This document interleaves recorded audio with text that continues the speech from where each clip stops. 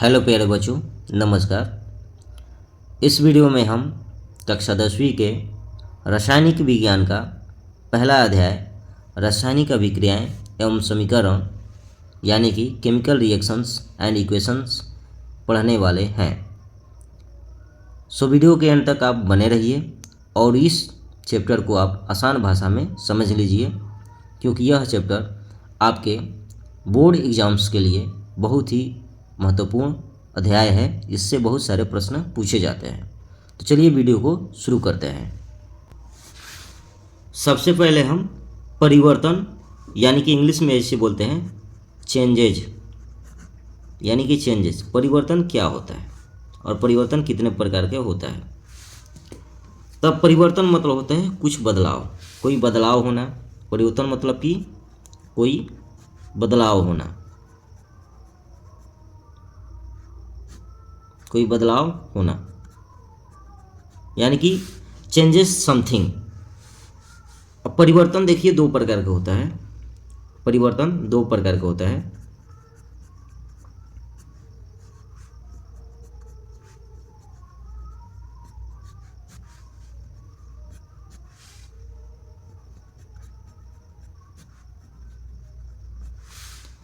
पहला परिवर्तन है भौतिक परिवर्तन, भौतिक परिवर्तन, और दूसरा है रासायनिक परिवर्तन,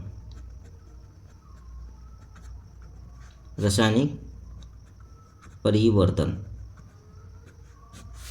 हम बारी बारी से समझते हैं कि भौतिक परिवर्तन क्या होता है और रासायनिक परिवर्तन क्या होता है। तो पहले हम क्या करते हैं, भौतिक परिवर्तन के बारे में जान लेते हैं, ठीक है। तो यहाँ पर हेडिंग लिखते हैं कि भौतिक परिवर्तन, भौतिक परिवर्तन।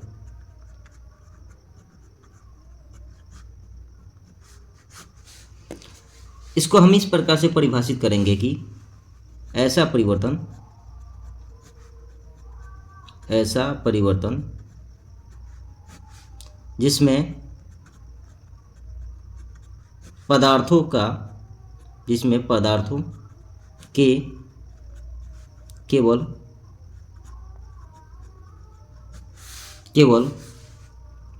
अवस्था, आकार में परिवर्तन होता है, में परिवर्तन होता है,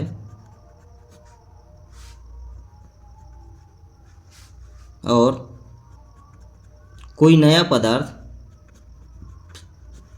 कोई नया पदार्थ, कोई नया पदार्थ नहीं बनता है, नहीं बनता है, उसे भौतिक परिवर्तन कहते हैं। उदाहरण के रूप में देखें तो उदाहरण में भौतिक परिवर्तन के क्या क्या उदाहरण हो सकता है। तो आप लिख सकते हैं कि बर्फ का पिघलना, बर्फ का पिघलना यह एक भौतिक परिवर्तन है ना। मोम का पिघलना, मोम का पिघलना ये भी एक भौतिक परिवर्तन है। कागज का फटना, कागज का फटना, लकड़ी का टूटना, लकड़ी का टूटना,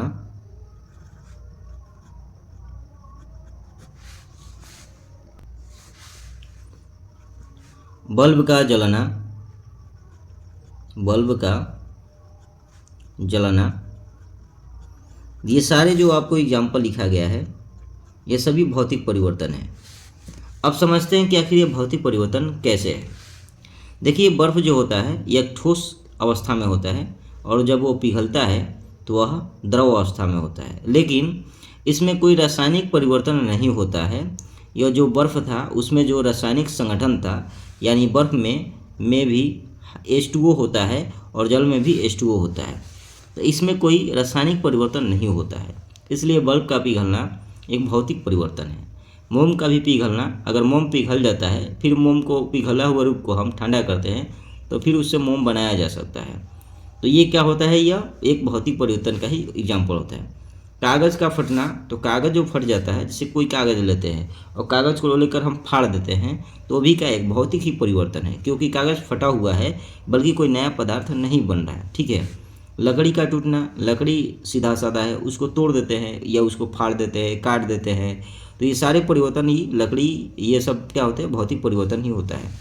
बल्ब का जलना, लाइट आता है तो बल्ब जल जाता है, फिर लाइट चला जाता है तो बल्ब बुझ जाता है, फिर लाइट आएगा तो फिर जल जाएगा। तो इस प्रकार का जो परिवर्तन होता है इसे हम क्या बोलते हैं, भौतिक परिवर्तन कहते हैं।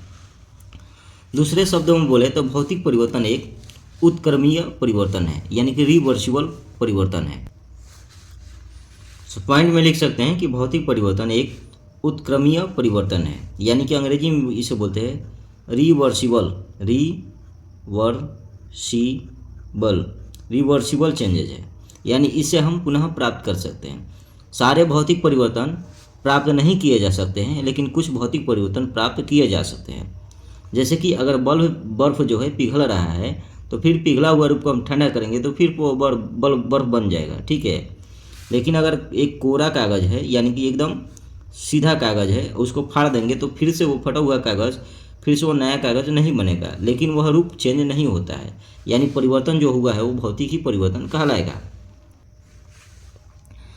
अगला टॉपिक है कि रासायनिक परिवर्तन किसे कहते हैं।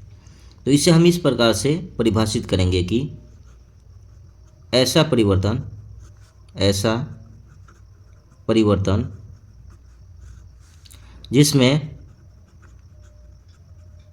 जिसमें पदार्थों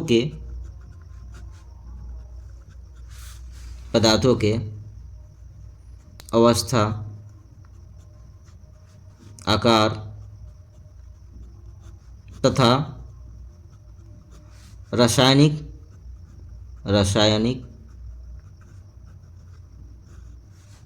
गुणों में परिवर्तन हो तथा एक नया पदार्थ बने तो उसे रासायनिक परिवर्तन कहते हैं। सो यहाँ से हो जाएगा कि भैया एक नया पदार्थ बने तो उसे रासायनिक परिवर्तन कहते हैं। जैसे में इसमें बहुत ही ध्यान देना है कि इसमें कोई ना कोई नया पदार्थ बनता है। ठीक है। जैसे कि आप लिख सकते हैं दूध से दही बनना, तो दूध से दही बन गया तो एक नया पदार्थ बना है जिसमें रासायनिक गुणधर्म में क्या होगा, परिवर्तन हुआ होगा, इसलिए क्या हो गया, इसमें परिवर्तन होकर के एक नया पदार्थ बन गया। ऐसे ही किसी चीज़ का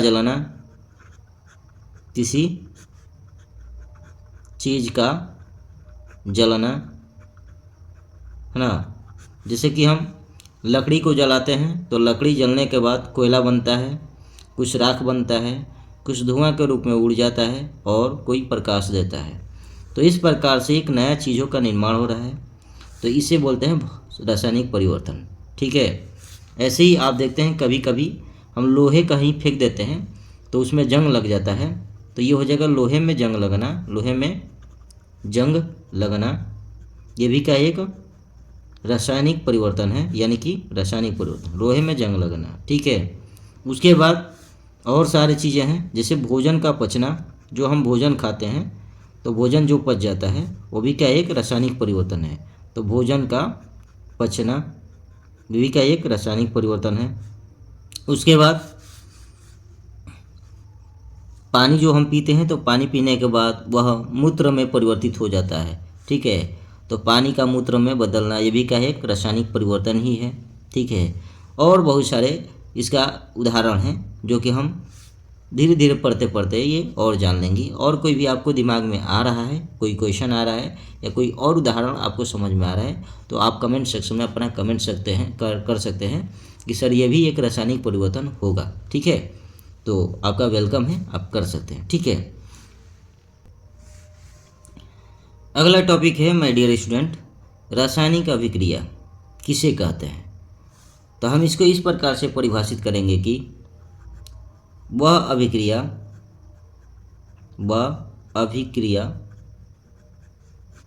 जिसमें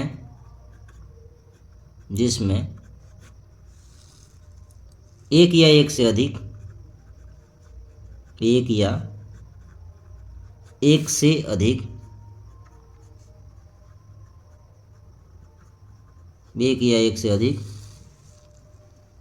अभिक्रिया परस्पर अभिक्रिया करके एक या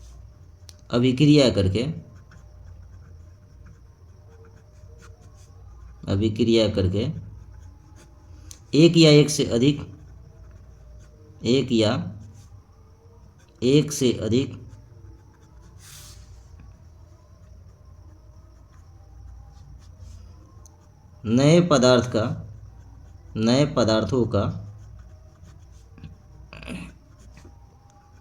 नए पदार्थों का निर्माण करते हैं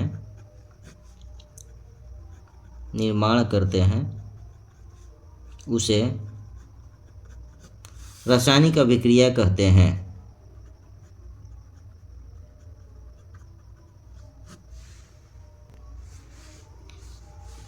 तो ये हो गया बातें, इसको फिर से मैं आपको समझा देता हूँ कि वह अभिक्रिया जिसमें एक या एक से अधिक परस्पर अभिक्रिया करके एक या एक से अधिक, यहाँ पर पदार्थ छूट गया है, पदार्थ परस्पर अभिक्रिया करके एक या एक से अधिक नए पदार्थों का निर्माण करते हैं उसे रासायनिक अभिक्रिया कहते हैं। तो ये हो गया आपका रासायनिक अभिक्रिया का परिभाषा।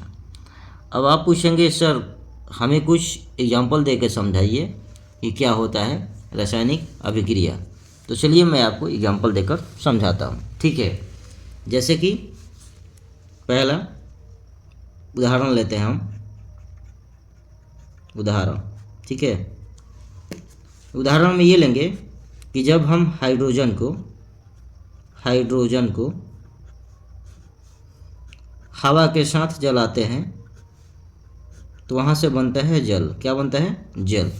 ठीक है, तो अगर इसे हम रासायनिक समीकरण के रूप में लिखें तो हाइड्रोजन को हम लिखते हैं H2, ये आपको 9th क्लास में पढ़ाया गया होगा, और हवा को हम मानते हैं O2। तो यहाँ से जो अभिक्रिया होती है तो यहाँ से बनता है H2O यानी कि जल। अब इसको हम क्या करते हैं, बैलेंस करेंगे। तो बैलेंस करने के बाद ये हो जाएगा 2H2O और 2H2। तो ये हो गया आपका बैलेंस। बैलेंस मतलब कि संतुलित ये समीकरण बन गया। ठीक है, तो ये हो गया रासायनिक अभिक्रिया। और सारे अभिक्रिया हैं। जब मैग्नीशियम को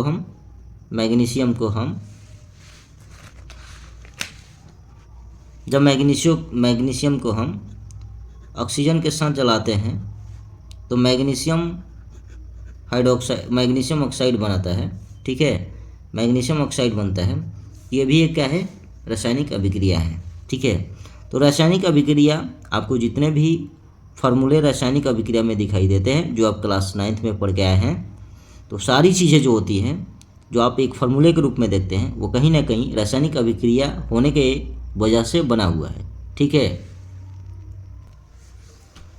अब सवाल ये उठता है कि सर बताइए कि रासायनिक अभिक्रिया को हम किस प्रकार से पहचानेंगे। तो यहाँ पर मैं आपको बता देता हूँ कि रासायनिक अभिक्रिया की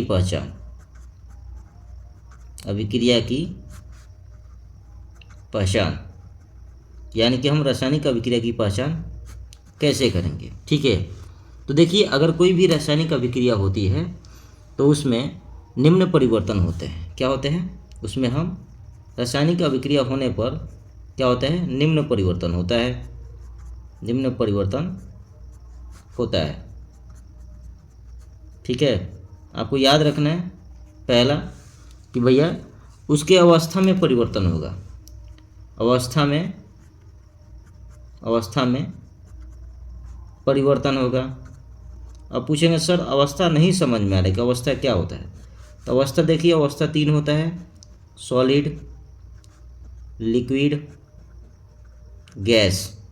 तीन अवस्था आप जानते हैं, हिंदी में इसे बोलते हैं ठोस, द्रव, गैस। यानी कि जब कोई रासायनिक अभिक्रिया होगी तो उनके इन अवस्थाओं में परिवर्तन होगा। ये हो सकता है कि पहले वह ठोस था लेकिन रासायनिक अभिक्रिया होने के बाद वह द्रव बन गया, या ऐसा हो सकता है कि पहले वो गैस था लेकिन रासायनिक अभिक्रिया हो गई तो द्रव में बदल गया। ठीक है, तो इस प्रकार से चीज़ें होती है। इसको समझाने के तौर पर हम एग्जाम्पल ले सकते हैं कि देखिए हाइड्रोजन जो होता है यह गैस में होता है ना, और जो ऑक्सीजन होता है वो भी क्या होता है, गैस रूप में होता है ना। तो जब इनका रासायनिक अभिक्रिया होता है तो यह H2O बनाता है जो कि एक जल बनाता है, और जल कैसा होता है भैया, द्रव होता है।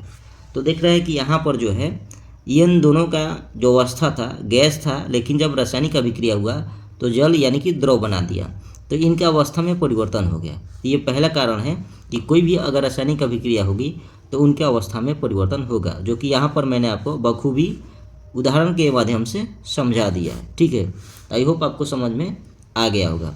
ऐसे ही बहुत सारे परिवर्तन होंगे जो कि आपको ऐसे ही समझाए जाएंगे। मैं बोला ना कि आपको मैं एकदम आसान भाषा में समझाऊंगा, हर चीज़ का जो है आपको मैं उत्तर दूंगा ताकि आपको बहुत बढ़िया से समझ में आए। दूसरा क्या होगा, तो रंग में परिवर्तन होगा। किस में होगा भैया, रंग में परिवर्तन होगा। रंग में परिवर्तन होगा, कोई भी अगर रासायनिक अभिक्रिया होगी तो उसके रंग में परिवर्तन होगा। ठीक है, बहुत सारे परिवर्तन होते हैं जब रासायनिक अभिक्रिया होती है तो उसके रंग में परिवर्तन हो जाता है। छोटा सा एग्जाम्पल लेते हैं, है ना। देखिए भाई, दूध से दही बनना। ठीक है, दूध से दही बनना, है ना। आप गौर कीजिएगा कि दूध का रंग हमेशा वाइट होता है, लेकिन जब वो दही बनता है तो उसमें कई तरह के रंग आ जाते हैं। कई तरह के रंग मतलब कि थोड़ा वो सिल्वर कलर का हो जाएगा, थोड़ा लाल हो जाएगा, तो इस प्रकार से ये चीज़ें होती है, तो रंग में उसमें परिवर्तन हो गया। ठीक है, तीसरा क्या होगा, तो तीसरा भैया देखिए उसमें होगा आपका गैस का निकलना। यानी कभी भी रासायनिक अभिक्रिया होगा तो गैस का निकलना हो सकता है, गैस का निकलना। अब पूछोगे सर ये कैसे समझ में आएगा कि गैस निकल रहा है कि नहीं निकल रहा है। ठीक है, तो मैं आपको इसका भी उदाहरण देके समझा देता हूँ। जैसे कि एक उदाहरण लेते हैं, जैसे कि मान लेते हैं ये कॉपर क्लोराइड है ना, और इसमें हम सोडियम से अभिक्रिया कराते हैं। तो ये कॉपर क्लोराइड में जब सोडियम से अभिक्रिया कराते हैं तो यहाँ से कुछ ना कुछ बाहर निकलेगा, या गैस के रूप में भी निकल सकता है ना। तो यहाँ से बनेगा सोडियम क्लोराइड और प्लस का कॉपर बाहर निकल जाएगा। तो ये तो गैस अभी बना नहीं, ठीक है, लेकिन यहाँ पर देखिए बाहर निकल गया है कॉपर। आप बोलेंगे सर गैस वाला एग्जाम्पल दीजिए, तो चलिए गैस वाला भी एग्जाम्पल दे देते हैं आपको।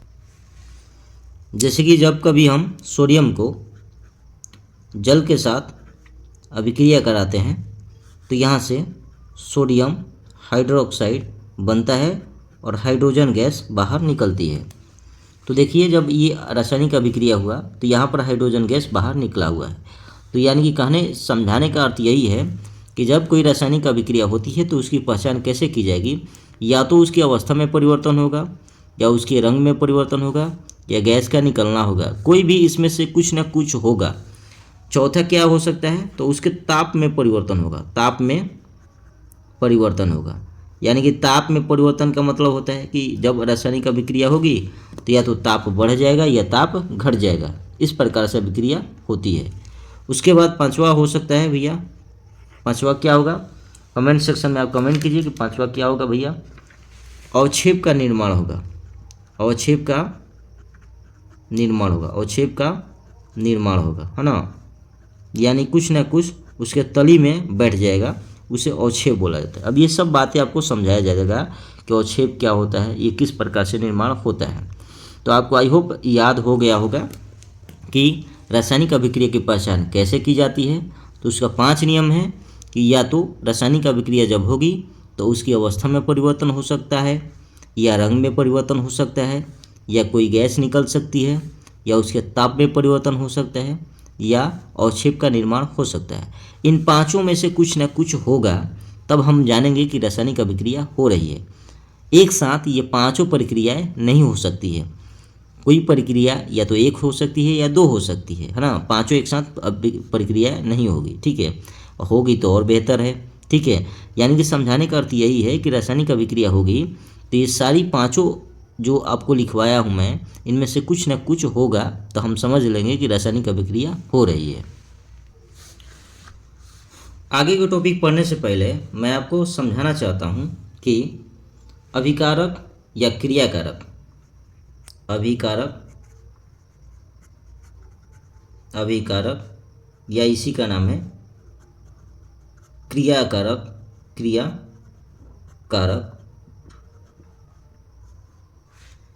इंग्लिश में इसे रिएक्टेंट्स बोलते हैं। रिएक्टेंट्स क्या होते हैं, है ना। मैं बोला ना कि आपको केमिस्ट्री इतना आसान बना दूंगा कि आप कभी बोलेंगे मन से कि हाँ सर बहुत अच्छे समझाए हैं और बिल्कुल बढ़िया से केमिस्ट्री समझ में आ रहा है, ठीक है। एक और बात है कि अगर आपको कोई भी रासायनिक समीकरण बनाने नहीं आता है तो कमेंट सेक्शन में करेंगे कि सर हमको रासायनिक समीकरण बनाने नहीं आता है। जैसे कि सर ये तो हमको यही नहीं समझ में आया कि सोडियम जो है अगर H2O से अभिक्रिया करता है तो ये कैसे बनता है ना। तो मैं उस पर भी वीडियो बनाकर डाल दूंगा जो कि बहुत ही बेहतरीन होगा। मैं स्कूल में बच्चों को भी पढ़ाता भी हूँ, मैं CBSE बोर्ड से पढ़ाता हूँ, है ना। थोड़ा अंग्रेजी बोलने की आदत है तो कभी कभी बाई चांस मैं इंग्लिश में भी बोल देता हूँ, तो आप समझ लेंगे, कोई दिक्कत नहीं है ना। अभिकारक या क्रियाकारक क्या होते हैं, ठीक है। तो इसको हम बोलते हैं कि वे पदार्थ जो रासायनिक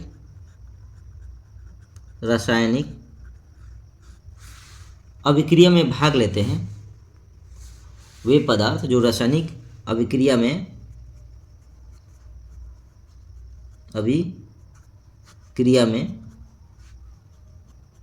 भाग लेते हैं उसे अभिकारक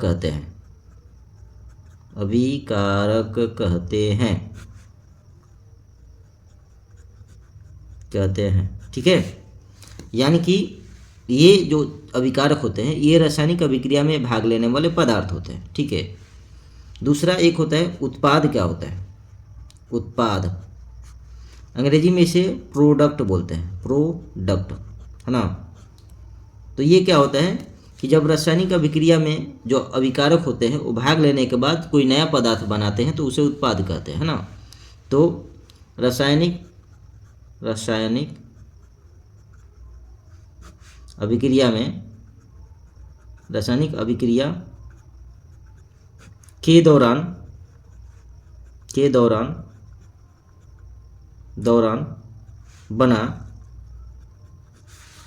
बना नया पदार्थ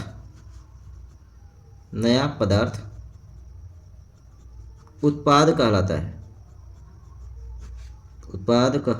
है, ठीक है। अब पूछेंगे सर हमको थोड़ा अभी उतना नहीं समझ में आया, चलिए समझाते हैं आपको, है ना।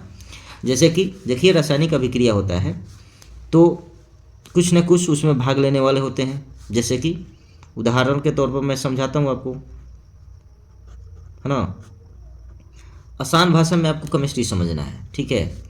देखिए जैसे कि हाइड्रोजन लेते हैं और ऑक्सीजन लेते हैं, ये तो आपको याद होता है और हर बच्चे को याद होता है कि हाइड्रोजन ऑक्सीजन से अभिक्रिया करेगा तो जल का निर्माण करता है, ठीक है। तो ये याद रहता है, इसलिए मैं इसका बार बार एग्जाम्पल लेता हूँ। तो हाइड्रोजन हो गया, ऑक्सीजन हो गया, दोनों आपस में क्या करेंगे, अभिक्रिया करेंगे, तो यहाँ से बनाएगा H2O यानी कि जल का निर्माण करेगा।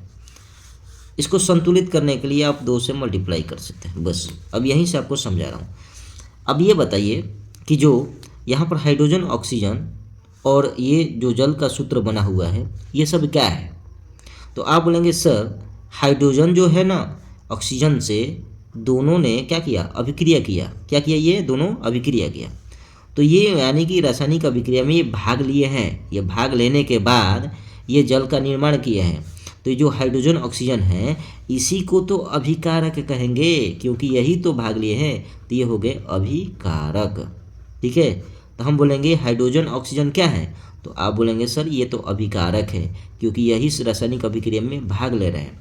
अब ये दोनों भाग लेकर के बनाए हैं क्या, तो बोलेंगे सर इन्होंने तो जल बनाया है, तो जो जल बना है यही तो उत्पाद है। क्या है, उत्पाद है। समझ में आया?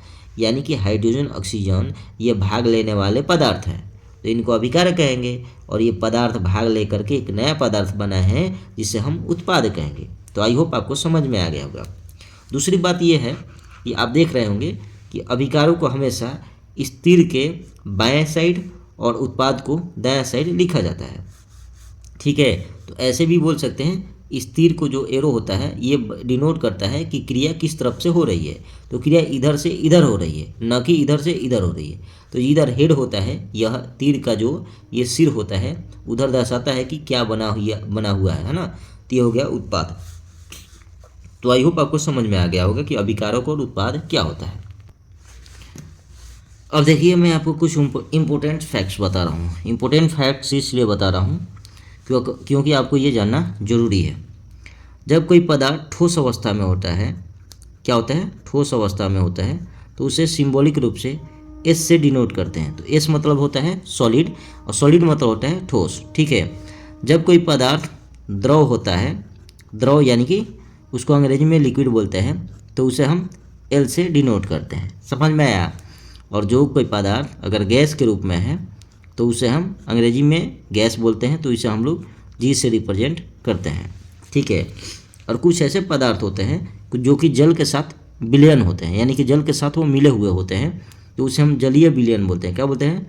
जलीय विलयन, विलयन। तो इसे हम ए क्यू से दर्शाते हैं। ठीक है, ये हो गया।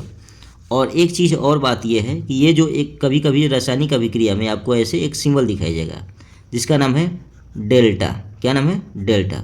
और इसका मतलब होता है ऊष्मा का प्रवाह करना, यानी कि ऊष्मा देना। ठीक है, तो ये ऊष्मा को रिप्रेजेंट करता है जिसका नाम है डेल्टा। ठीक है, तो अब जो है अब हम लोग आगे के टॉपिक जानने के लिए तैयार हो चुके हैं। तो चलिए अब हम पढ़ते हैं कि रासायनिक समीकरण क्या होता है।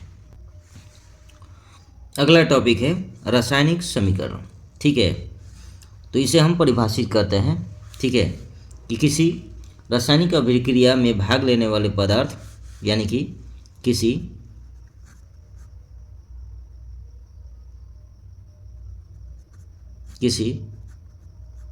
रासायनिक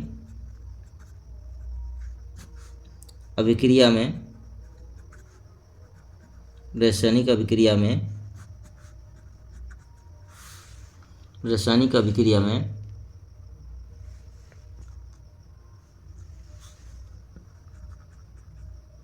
भाग लेने वाले पदार्थ, जिसे मैंने आपको अभी बताया कि उसे अभिकारक कहते हैं, लेने वाले पदार्थ तथा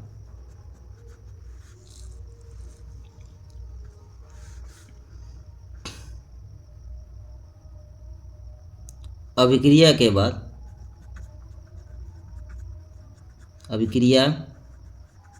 बाद बने पदार्थ, यानी कि उत्पाद को प्रतीकों तथा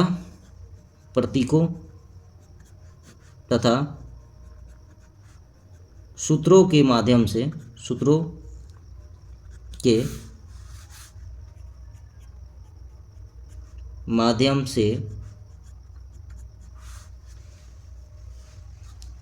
समीकरण के रूप में दर्शाने की प्रक्रिया, समीकरण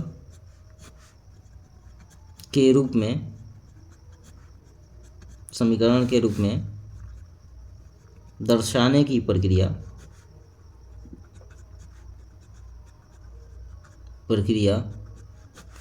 रासायनिक समीकरण कहलाती है।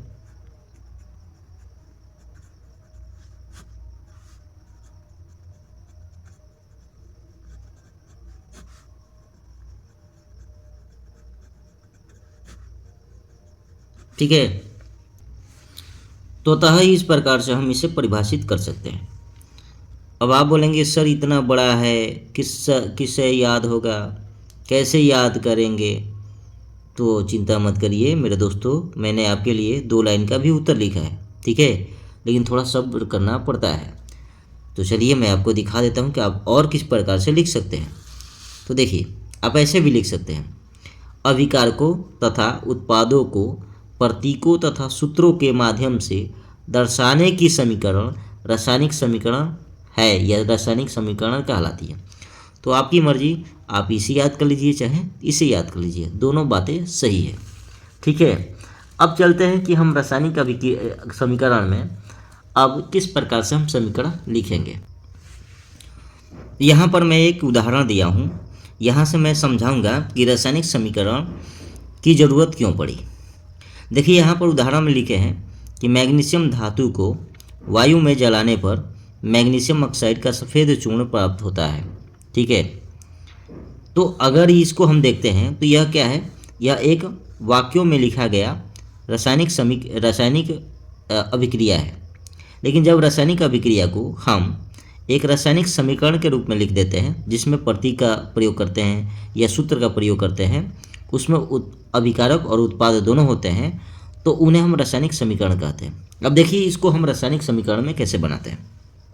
जैसे कह रहे हैं कि मैग्नीशियम धातु को, तो यहाँ पर हम मैग्नीशियम धातु के लिए, मैग्नीशियम के लिए हम Mg लिख लेते हैं, ठीक है, ये हो जाएगा मैग्नीशियम धातु को वायु में जलाने पर, तो वायु के लिए हम लोग लेते हैं O2, ठीक है, इसमें जलाएंगे तो जलाने पर मैग्नीशियम ऑक्साइड का सफ़ेद चूर्ण प्राप्त होता है। तो प्राप्त क्या होता है भैया, मैग्नीशियम ऑक्साइड का। तो कह रहे हैं कि देखिए ये मैग्नीशियम ऑक्साइड का ये चूर्ण प्राप्त होता है। तो यहाँ से हम क्या करेंगे, इनको ऐसे प्लस लिख देंगे, यानी कि मैग्नीशियम धातु को वायु में जलाने पर मैग्नीशियम ऑक्साइड का चूर्ण प्राप्त होता है, जो कि सफ़ेद रंग का होता है, ठीक है। तो ये क्या है, मैग्नीशियम ऑक्साइड है, यह मैग्नीशियम का धातु है। तो यहाँ पर लिख सकते हैं यह मैग्नीशियम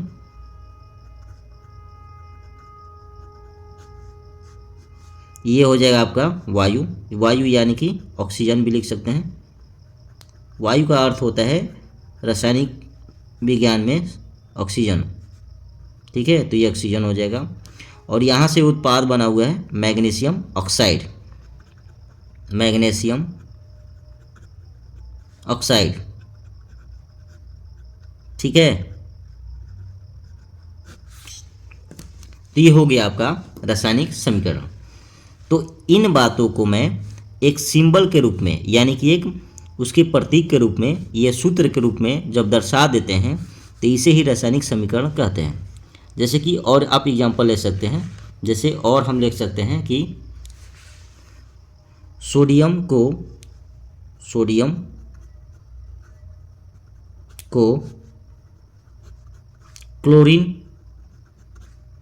क्लोरीन के साथ अभिक्रिया कराने पर सोडियम क्लोराइड बनता है, सोडियम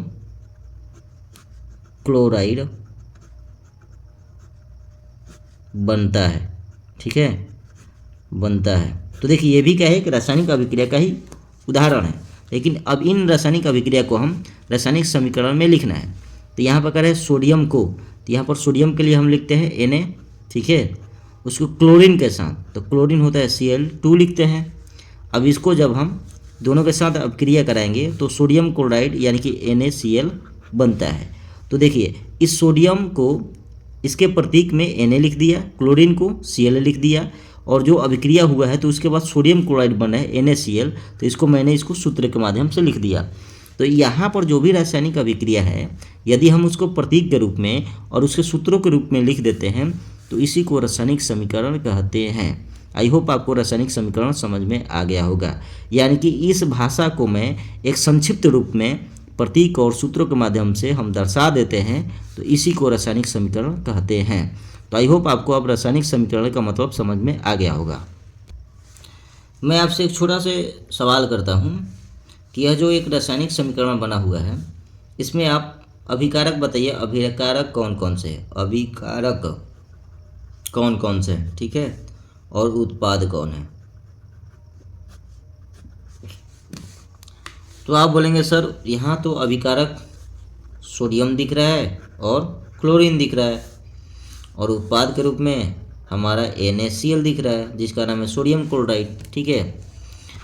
इन दोनों में बोलें तो यहाँ पर उत्पाद के रूप में MgO यानी कि मैग्नीशियम ऑक्साइड दिख रहा है, और यहाँ पर देखें तो अगर अभिकारक के रूप में तो मैग्नीशियम और ये ऑक्सीजन दिख रहा है। समझ में आया। तो ये होता है आपका क्वेश्चन के माध्यम से मैंने आपको समझा भी दिया कि किस प्रकार से उत्पाद अभिकारक भी पहचाना जाता है।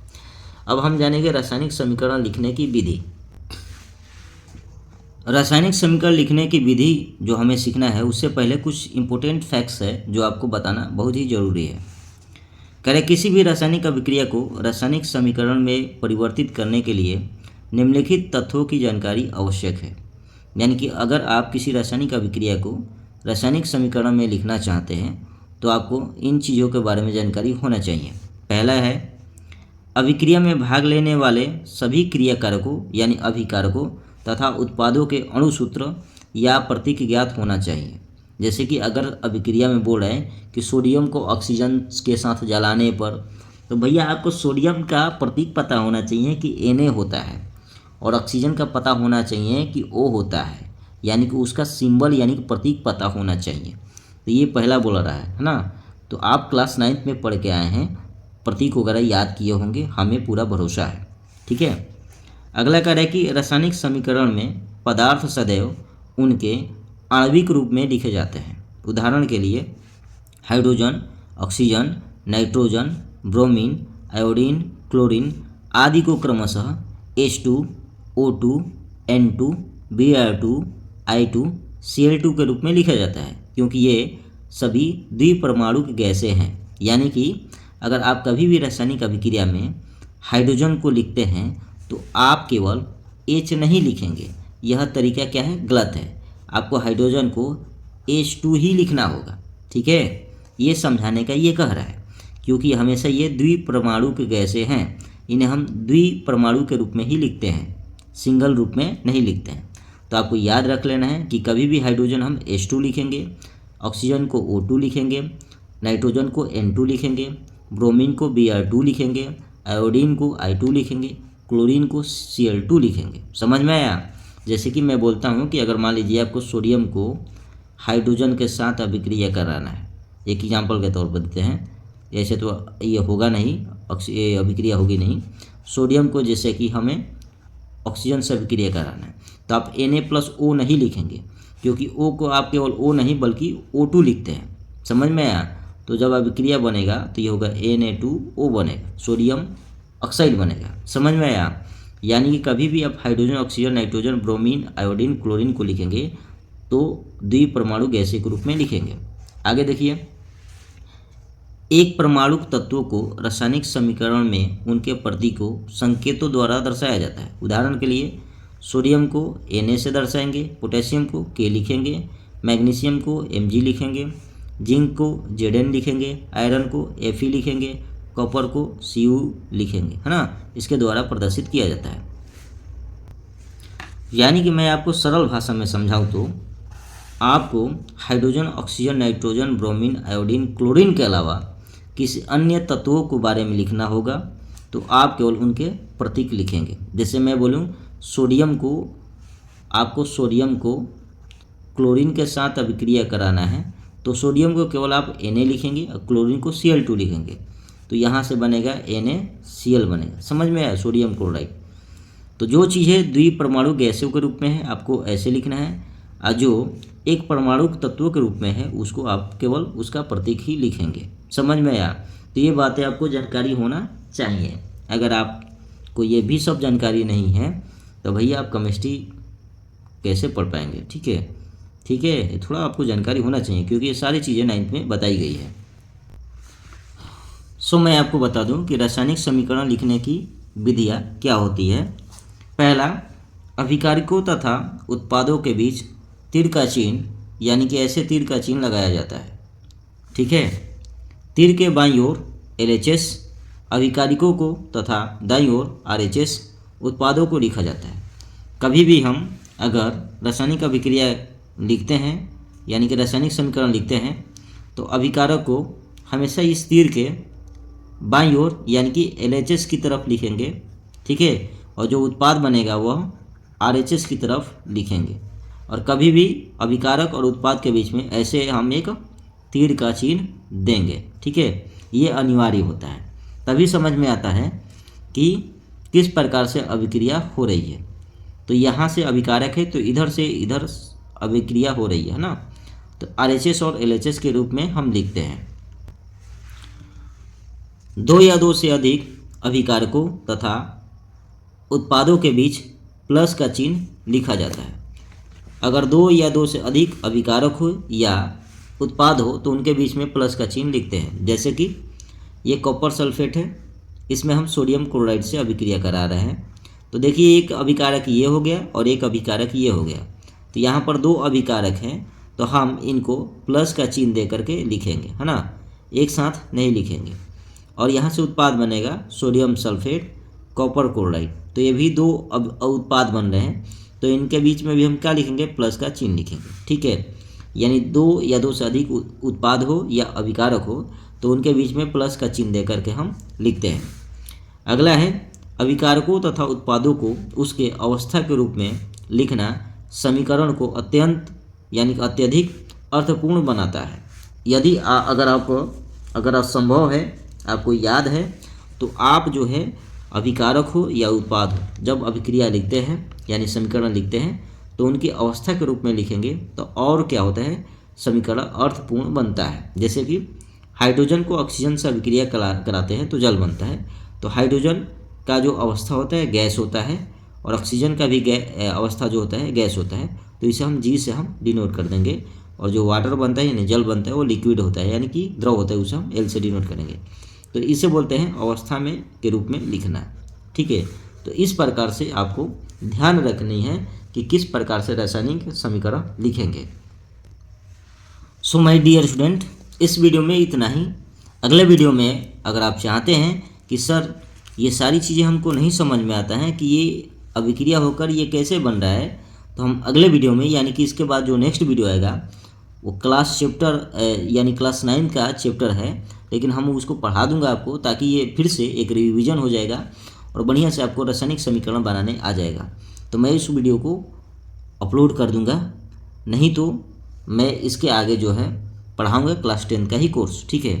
तो आपकी मर्जी, अगर आप कमेंट सेक्शन में कमेंट कर सकते हैं, कमेंट कर देते हैं कि नहीं सर हमें रासायनिक समीकरण बनाना सीखना है, पहले वो सिखा दीजिए, उसके बाद आगे का जो टॉपिक है बताइएगा, तो वैसा भी कर सकते हैं, ठीक है। तो चलिए मिलते हैं नेक्स्ट वीडियो में। एक छोटा सा आपसे रिक्वेस्ट है कि आप अभी तक वीडियो में बने हैं तो इस वीडियो को लाइक करके चैनल को ज़रूर सब्सक्राइब कीजिए और इस वीडियो को ज़्यादा से ज़्यादा शेयर कीजिए। चलिए मिलते हैं नेक्स्ट वीडियो में, धन्यवाद।